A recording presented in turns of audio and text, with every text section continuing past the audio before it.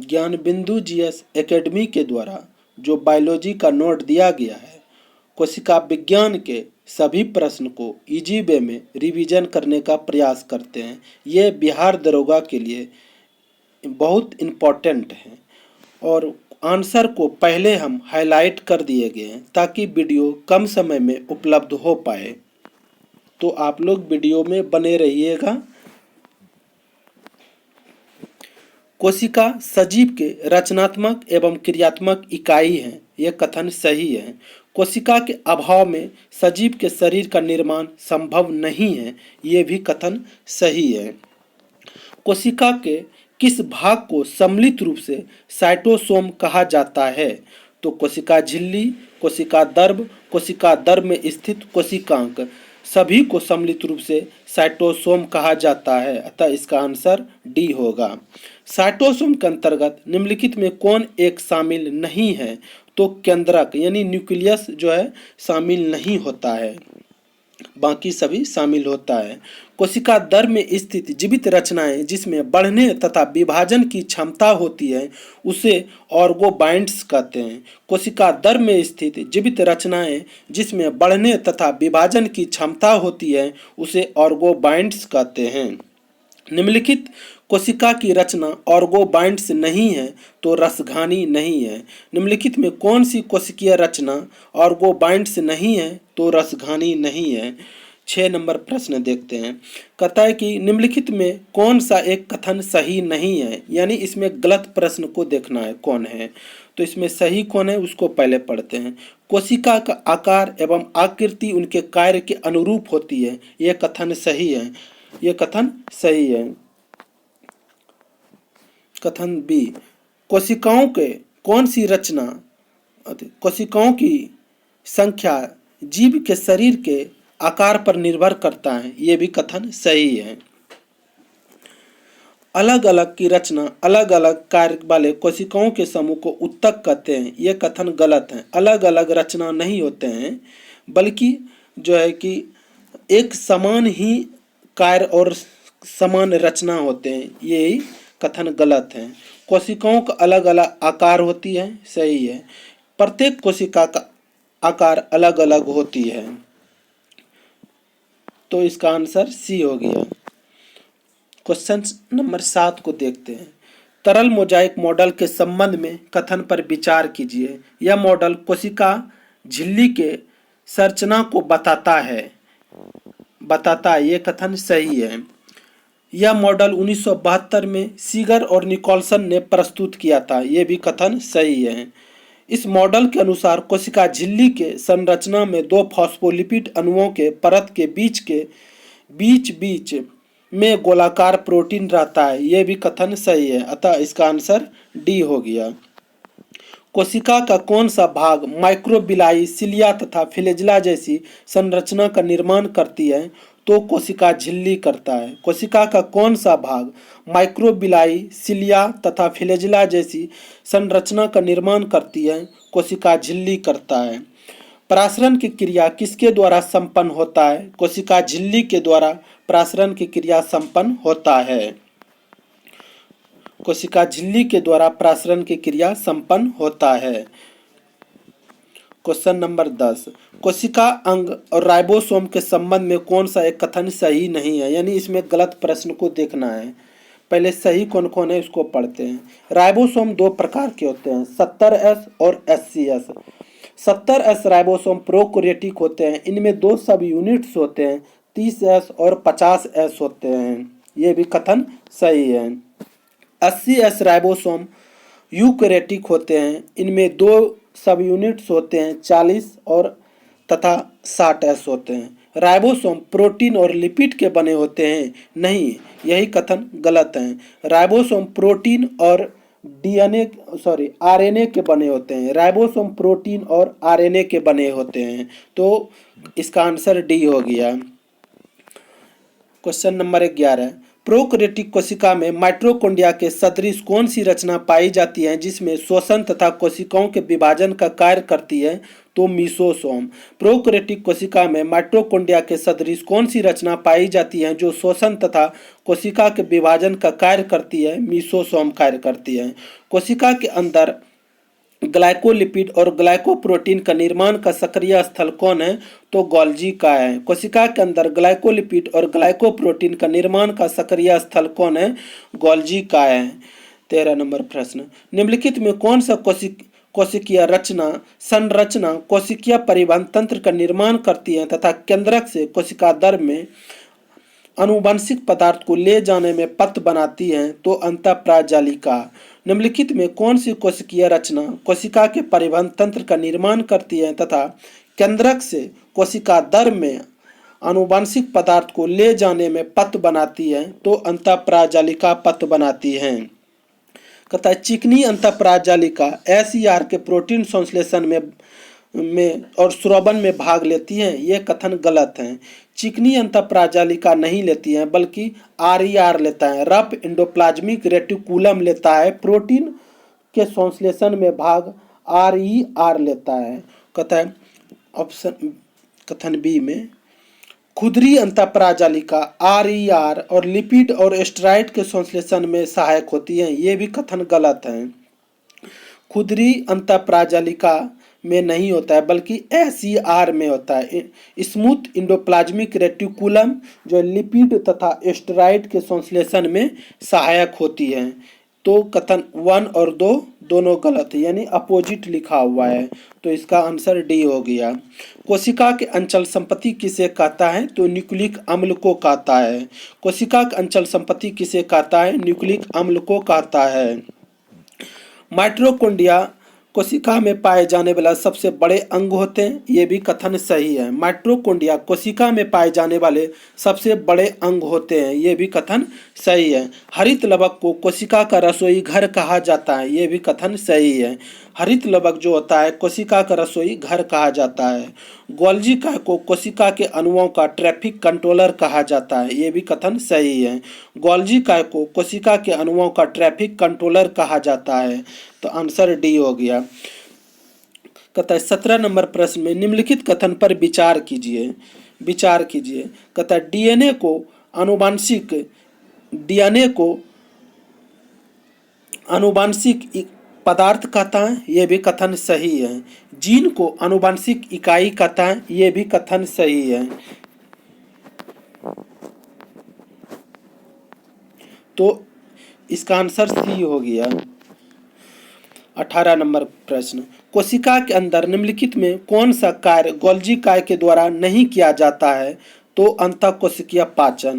कोशिका के अंदर निम्नलिखित में कौन सा कार्य गोल्जी काय के द्वारा नहीं किया जाता है? तो अंतःकोशिकीय पाचन ये नहीं किया जाता है। निम्नलिखित में कौन सा विकल्प सही सुमेलित नहीं है, यानी इसमें गलत को चुनना है। कोशिका का पावर हाउस माइटोकॉन्ड्रिया को कहता है। सबसे बड़ा अंग लवक यानी प्लास्टिक होता है। आत्महत्या थैली लाइसोसोम को कहा जाता है, यह भी कथन सही है। प्लेड कण स्फेरिरोमस है, ये कथन गलत है। निम्नलिखित में कौन सा अर्धस्वायत्त कोशिकांग है? अर्धस्वायत्त कोशिकांग है, तो इसको देखते हैं। अर्धस्वायत्त का मतलब होता है कि अपने जरूरत का प्रोटीन खुद का बनाना, उसी को अर्धस्वायत्त कहता है। और कोशिकांग मतलब जिसमें डीएनए पाया जाता है। तो हरित लवक में और माइटोकॉन्ड्रिया में ये दोनों अर्धस्वायत्त कोशिका है, तो आंसर सी हो गया। प्रोकैरियोटिक कोशिका में किस कोशिका का अंग का अभाव रहता है? यानी प्रोकैरियोटिक कोशिका जो है, कोशिका में किस कोशिका के अंगक का अभाव रहता है? अभाव रहता है गोल्जी काय का, माइटोकॉन्ड्रिया का, अंतःप्राजालिका का और हरित लवक का। ये सभी का अभाव पाया जाता है, लेकिन उसमें डीएनए पाया जाता है। यूकैरियोटिक कोशिका में भी डीएनए पाया जाता है और प्रोकैरियोटिक में भी पाया जाता है। तो ऑप्शन आंसर बी हो गया इसका। निम्नलिखित में कौन सी रचनाएं पादप कोशिका में पाए जाते हैं परंतु जंतु कोशिका में नहीं? लवक, कोशिका भित्ति और बड़ी रिक्तियां, यानी इनमें से सभी पाया जाता है। निम्नलिखित में कौन सी रचनाएं पादप कोशिका में पाए जाते हैं परंतु जंतु कोशिका में नहीं? लवक, कोशिका भित्ति, बड़ी रिक्तियां, ये सभी आंसर हो गया इसका। निम्नलिखित में कौन सी रचना जंतु कोशिका में पाए जाते हैं परंतु पौधे कोशिका में नहीं पाया जाता है? तो सेंट्रोसोम, सेंट्रोसोम में नहीं पाया जाता है। माइटोकॉन्ड्रिया, लाइसोसोम और कोशिका झिल्ली में पाया जाता है। कोशिका सिद्धांत किसने प्रस्तुत किया था? स्लाइडे और स्वॉन ने जो है कोशिका का सिद्धांत प्रस्तुत किया था। कोशिका सिद्धांत किसने प्रस्तुत किया था? स्लाइडे और स्वॉन ने प्रस्तुत किया था। कोशिका के अनुसार कोशिका सिद्धांत के अनुसार कोशिका के विभाजन में मुख्य सृष्टिकर्ता भूमिका कौन निभाता है? तो केंद्रक निभाता है। कोशिका सिद्धांत के अनुसार कोशिका विभाजन में मुख्य सृष्टिकर्ता भूमिका यानी केंद्रक निभाता है।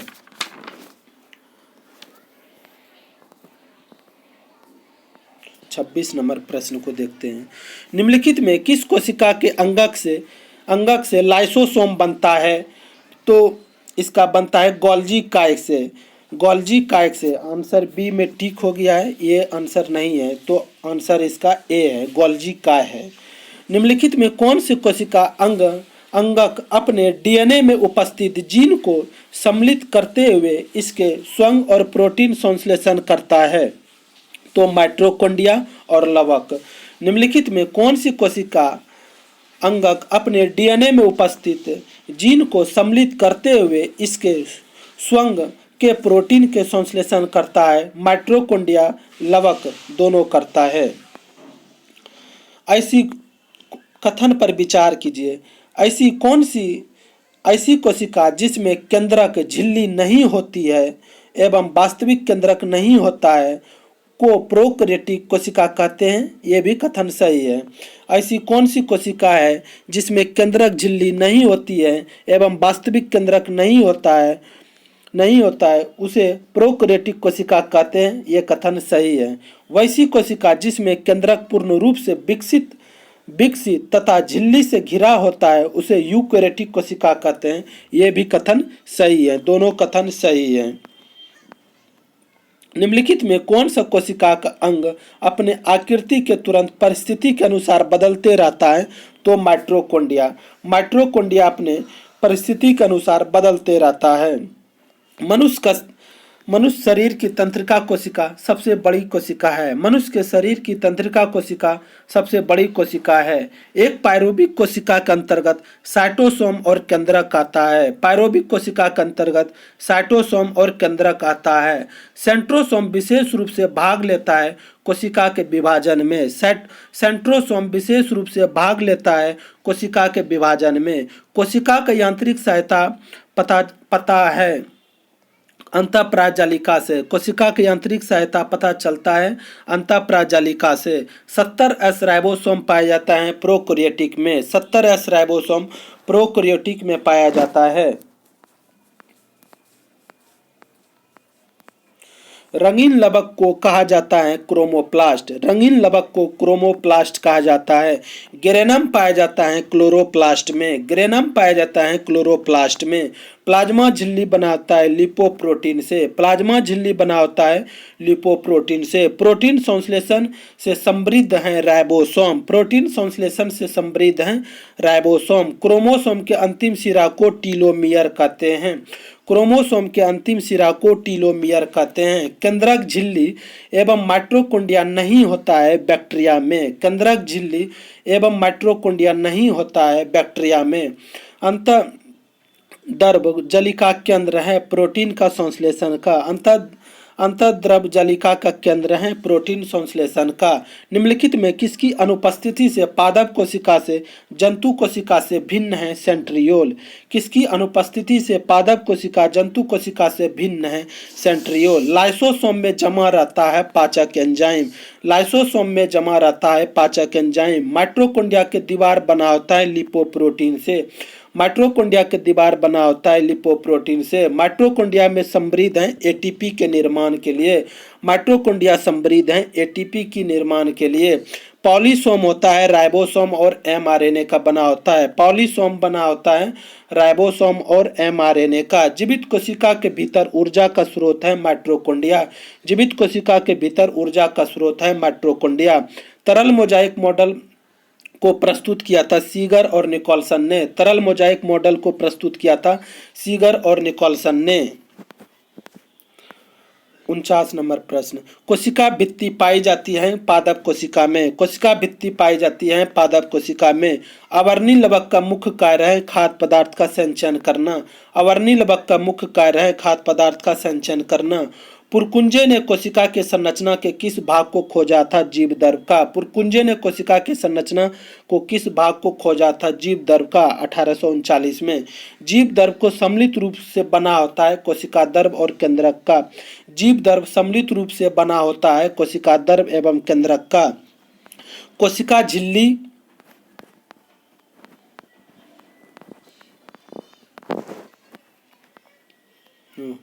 कहाँ तक हो गया था? कोशिका झिल्ली बनी होती है लिपिड एवं प्रोटीन की। पौधे की कोशिका के संरचनात्मक दृढ़ता प्रदान करता है सेलुलोज। पौधे कोशिकाओं को संरचनात्मक दृढ़ता प्रदान करता है सेलुलोज करता है। झिल्ली युक्त कोशिका में पाए जाते हैं यूकेरियोटिक में। झिल्ली युक्त कोशिका पाए जाते हैं यूकेरियोटिक में। किसी प्रकार की झिल्ली नहीं होती है जीवाणु में। किसी भी प्रकार के झिल्ली जीवाणु में नहीं होती है। ईआर के बाहरी झिल्ली के ऊपर अवस्थित रहता है राइबोसोम। ईआर के बाहरी झिल्ली के ऊपर अवस्थित रहता है राइबोसोम। वसा एवं कोलेस्ट्रॉल के संश्लेषण में भाग लेता है चिकनी ईआर। वसा एवं कोलेस्ट्रॉल के संश्लेषण में भाग लेती है चिकनी ईआर। राइबोसोम बना होता है आरएनए और प्रोटीन से। राइबोसोम बना होते हैं आरएनए और प्रोटीन के बने होते हैं।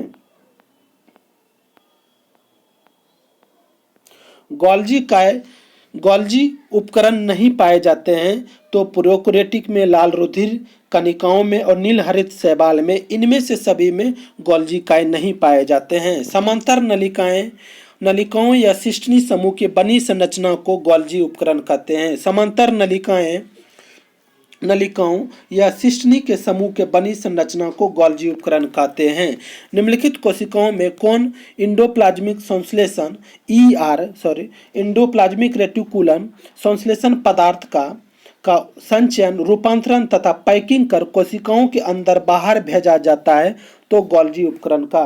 निम्नलिखित कोशिकाओं में कौन ईआर संश्लेषण पदार्थ का संचयन, रूपांतरण तथा पैकिंग कर कोशिकाओं के अंदर एवं बाहर भेजा जाता है? तो गोल्जी उपकरण का। लाइसोसोम को सर्वप्रथम क्रिश्चियन डी डुबे ने देखा था। जीवाणु एवं वायरस से रक्षा करने वाला कोशिकांग है लाइसोसोम। जीवाणु एवं वायरस से रक्षा करने वाला कोशिकांग है लाइसोसोम। क्रिस्टी कहाँ पाए जाते हैं? तो माइटोकॉन्ड्रिया में। क्रिस्टी कहाँ पाए जाते हैं? माइटोकॉन्ड्रिया में। श्वसन से संबंधित एंजाइम मौजूद रहता है माइटोकॉन्ड्रियल के गुहा के मैट्रिक्स में। श्वसन से संबंधित एंजाइम मौजूद रहता है माइटोकॉन्ड्रियल के गुहा के मैट्रिक्स में। रंगीन एवं श्वेत प्लास्टिक को ल्यूकोप्लास्ट कहते हैं। रंगीन एवं श्वेत प्लास्टिक को ल्यूकोप्लास्ट कहते हैं। क्लोरोप्लास्ट के भीतर पाए जाने वाले तरल युक्त गुहा को एस्ट्रोमा कहता है। क्लोरोप्लास्ट के भीतर पाए जाने वाले तरल युक्त गुहा को एस्ट्रोमा कहता है। कोशिका का कला वर्णनात्मक पारगम होती है क्योंकि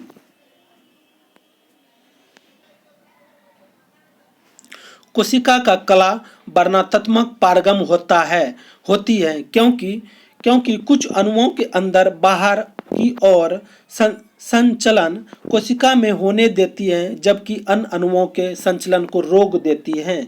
कोशिका का कला का वर्णनात्मक पारगम होती है क्योंकि कुछ अणुओं के अंदर या बाहर की ओर संचलन कोशिका में से होने देती है जबकि अन्य कोशिकाओं के संचलन को रोक देता है। तो ऑप्शन डी सही है। 70 नंबर प्रश्न को देखते हैं। न्यूक्लियम के बाहर डीएनए कहाँ मिलता है? तो माइटोकॉन्ड्रिया में मिलता है। न्यूक्लियम के बाहर डीएनए कहाँ मिलता है? तो माइटोकॉन्ड्रिया में मिलता है। निम्नलिखित पोषकों में कौन एक पौधे की कोशिका भित्ति के एक संरचनात्मक घटक है? कैल्शियम। निम्नलिखित पोषकों में कौन एक पौधे की कोशिका भित्ति के एक संरचनात्मक घटक है? कैल्शियम। निम्नलिखित कोशिका अंगों में कौन एक अर्धपारगम है? तो कोशिका झिल्ली और प्लाज्मा झिल्ली दोनों होगा, ए और बी दोनों इसका आंसर होगा। निम्नलिखित कोशिका अंगों में कौन सा एक अर्धपारगम है? कोशिका झिल्ली और प्लाज्मा झिल्ली दोनों। कोशिका के बारे में निम्नलिखित में कौन सी सही नहीं है, यानी इसमें गलत प्रश्न को चुनना है। कोशिका का आकार अपाम विशिष्ट कार्य के लिए संबंधित है, यह भी कथन सही है।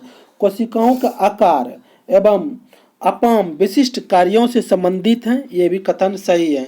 कुछ कोशिकाओं के बदलते आकार होते हैं, यह भी कथन सही है। प्रत्येक कोशिका में निष्पादन की अपनी क्षमता होती है, यह भी कथन सही है। सभी देह ऊतक एक ही प्रकार के कोशिकाएं में विद्यमान होती हैं, यह गलत है। सभी नहीं होते हैं, बल्कि कार्य अलग तो कोशिका अलग होता है, तो इसका डी आंसर गलत है। 74 नंबर प्रश्न, निम्नलिखित में सबसे छोटी कोशिका माइकोप्लाज्मा है। कोशिका सबसे छोटी कोशिका माइकोप्लाज्मा है।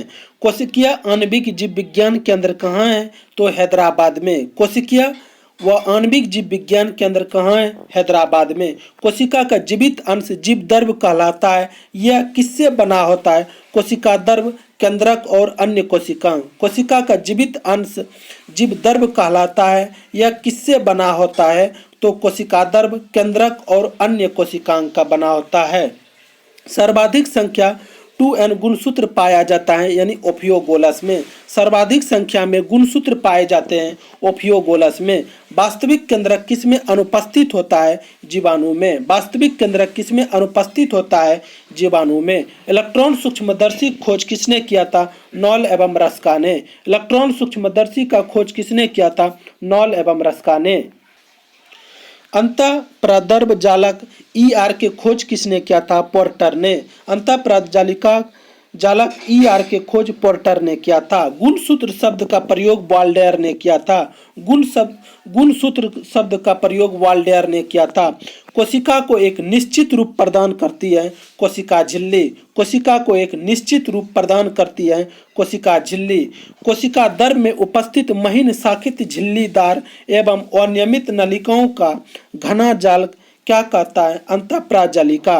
कोशिका के द्रव्य में उपस्थित महीन शाखित झिल्लीदार और अनियमित नलिकाओं का घना जाल क्या कहलाता है? तो अंतःप्राजालिका कहलाता है।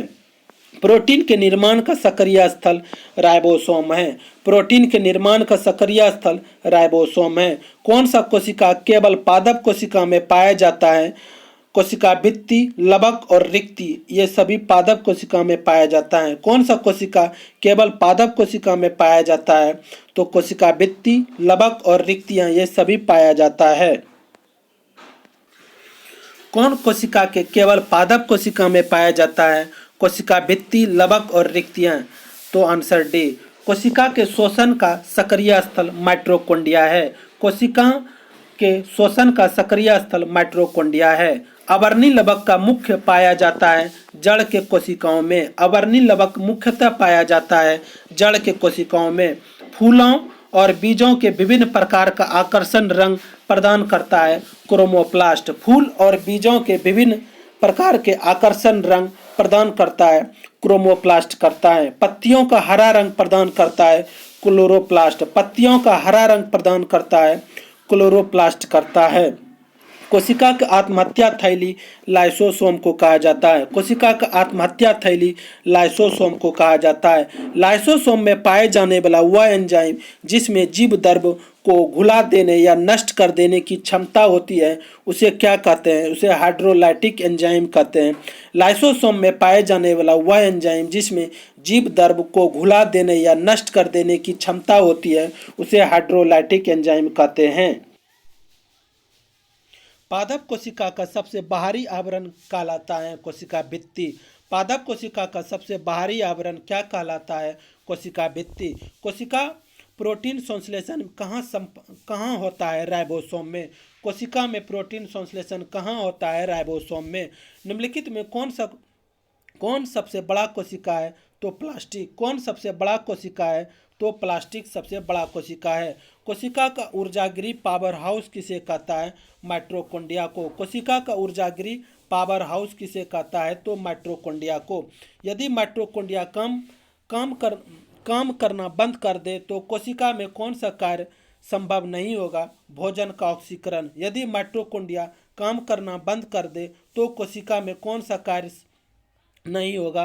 भोजन का ऑक्सीकरण नहीं होगा। कोशिका में राइबोसोम की अनुपस्थिति में कौन सा कार्य संपादित नहीं होगा? प्रोटीन का संश्लेषण। कोशिका में राइबोसोम की अनुपस्थिति में कौन सा कार्य संपादित नहीं होगा? प्रोटीन का संश्लेषण नहीं होगा। कोशिका का कौन सा रचना जंतु कोशिका को वनस्पति कोशिका से विभेदित करती है? सेंट्रियोल। कौन सी रचना जंतु कोशिका को वनस्पति कोशिका से विभेदित करती है? सेंट्रियोल। सेल नाम किस जीव वैज्ञानिक ने सर्वप्रथम दिया था? तो रॉबर्ट हुक ने। सेल नाम किस जीव वैज्ञानिक ने सर्वप्रथम दिया था? रॉबर्ट हुक ने। न्यूक्लियम की खोज किसने किया था? तो ब्राउन ने किया था। न्यूक्लियस की खोज किसने किया था? तो ब्राउन ने किया था। न्यूक्लियस की खोज किसने किया था? सर्वप्रथम किसने किया था? तो ब्राउन ने किया था। डीएनए के द्विहेलिक्स प्रारूप को पहली बार किसने प्रस्तावित किया था? वाटसन और ग्रीक ने। डीएनए के द्विहेलिक्स को प्रारूप को पहली बार किसने प्रस्तावित किया था? वाटसन और ग्रीक ने।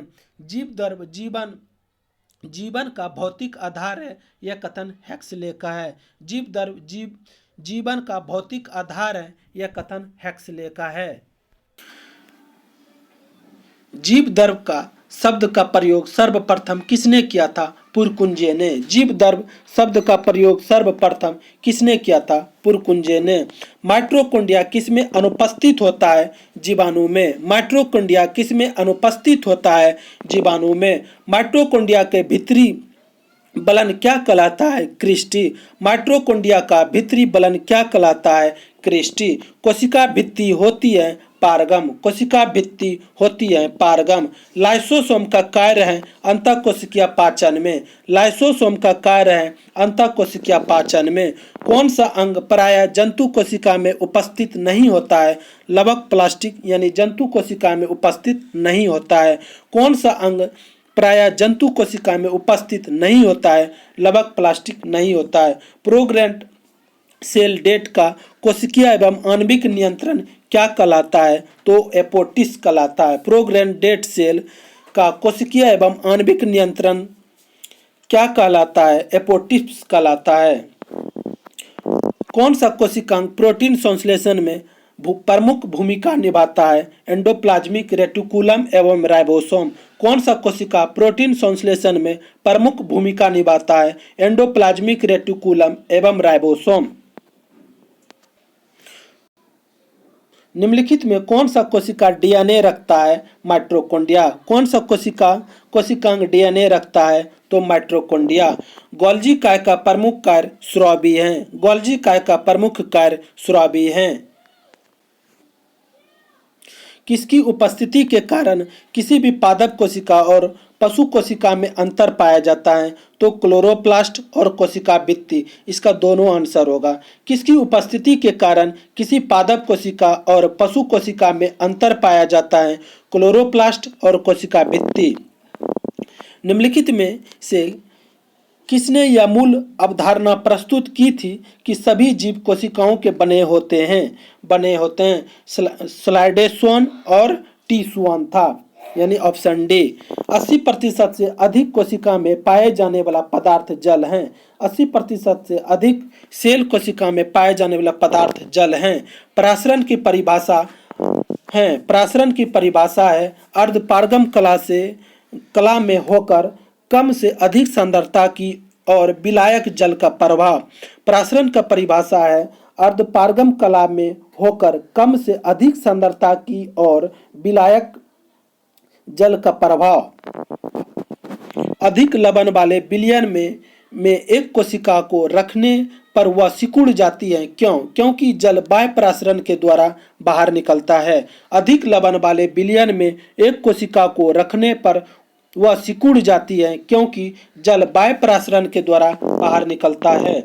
यदि एक कोशिका का आकार न्यूनीकृत होती है तब वह विलयन में रख दी जाती है। ऐसा विलयन आइसोटोनिक होता है। यदि एक कोशिका का आकार न्यूनीकृत होती है यानी कम होता है तब वह एक विलयन में रख दी जाती है। तो ऐसा विलयन क्या होता है? आइसोटोनिक होता है। एक कोशिका के आयतन में बढ़ती है जब रखी जाती है अल्प प्रासरणी विलयन में। अल्प प्रासरणी विलयन बीज फूलते हैं जब जल में रखे जाते हैं अंतः शोषण के कारण। बीज फूलते हैं जब जल में रखे जाते हैं अंतः शोषण के कारण बीज फूलते हैं। लकड़ी के बने दरवाजे वर्षा ऋतु में फूलना अंतः शोषण के कारण होता है। लकड़ी के दरवाजे वर्षा ऋतु में फूलना अंतः शोषण के कारण होता है। उर्वरक का अतिरिक्त मात्रा में प्रयोग से पौधे के मृत्यु के कारण बनता है। बाह्य प्रसारण के कारण उर्वरक का अतिरिक्त मात्रा में प्रयोग पौधे की मृत्यु का कारण बनता है। बाह्य प्रसारण के कारण केंद्रक के विभाजन को क्या कहते हैं? तो कैरियोकेनेसिस कहते हैं। केंद्रक के विभाजन को क्या कहते हैं? कैरियोकेनेसिस कहते हैं। शरीर के वृद्धि एवं मरम्मत हेतु कौन सा कोशिका विभाजन उत्तरदायी है? तो समसूत्री। शरीर के वृद्धि एवं मरम्मत हेतु कौन सा कोशिका विभाजन उत्तरदायी है? समसूत्री। केशुरुक एवं वृषण में शुक्राणु स्पर्म का निर्माण होता है केवल मियोसिस के द्वारा। केशुरुक के वृषण में शुक्राणु स्पर्म का निर्माण होता है केवल मियोसिस के द्वारा।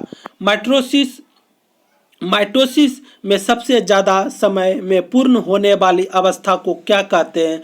अवस्था कौन होता है? प्रोफेज। माइटोसिस में सबसे ज्यादा समय में पूर्ण होने वाली अवस्था कौन सा है? प्रोफेज है। पादप कोशिका में साइटोकिनेसिस किसकी सहायता से होता है? कोशिका पट्टिका में। पादप कोशिका में साइटोकिनेसिस किसकी सहायता से होता है? तो कोशिका पट्टिका में। माइटोसिस के सबसे कम समय में पूर्ण होने वाली अवस्था कौन सा है? एनाफेज। माइटोसिस के सबसे कम समय में पूर्ण होने वाली अवस्था कौन है? एनाफेज। एक कोशिका के माइटोसिस के द्वारा कितने बार विभाजन से 256 कोशिकाएं बनेगा? तो 8 बार बनेगी, यानी हर एक बार डबल होती है। 1 से 2, 2 का 4, 4 का 8, इसी प्रकार से बढ़ते बढ़ते 256 तक जाएगा, यानी कुल 8 टर्म में बनेगी। एक कोशिका में माइटोसिस के द्वारा कितने बार विभाजन से 256 कोशिकाएं बनेगी? 8 बार।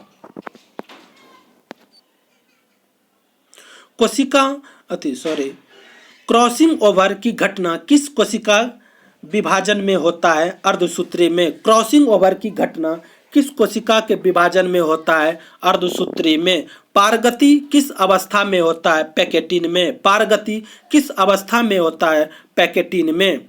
200 शुक्राणु स्पर्म बनने के लिए कितनी बार मेयोसिस के द्वारा कोशिका विभाजन होती है? तो 50। 200 शुक्राणु बनने के लिए कितनी बार मेयोसिस के द्वारा कोशिका विभाजन होती है? 50 बार। टेलोफेज के विपरीत अवस्था कौन है? प्रोफेज। टेलोफेज के विपरीत अवस्था कौन है? प्रोफेज। माइटोसिस में सेंट्रोमियर किस अवस्था में विभाजित होता है? तो एनाफेज। माइटोसिस में सेंट्रोमियर के किस अवस्था में विभाजित होता है? एनाफेज।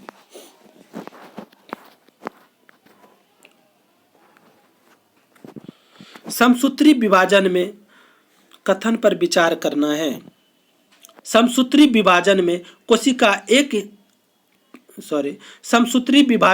कोशिका केवल एक बार विभाजित होती है एवं क्रॉसिंग में एक बार भी विभाजित नहीं होता है। यह कथन सही है, यानी समसूत्री विभाजन में कोशिका केवल एक बार विभाजित होती है एवं क्रोमोसोम में भी एक बार विभाजित होती हैं। ये कथन सही है।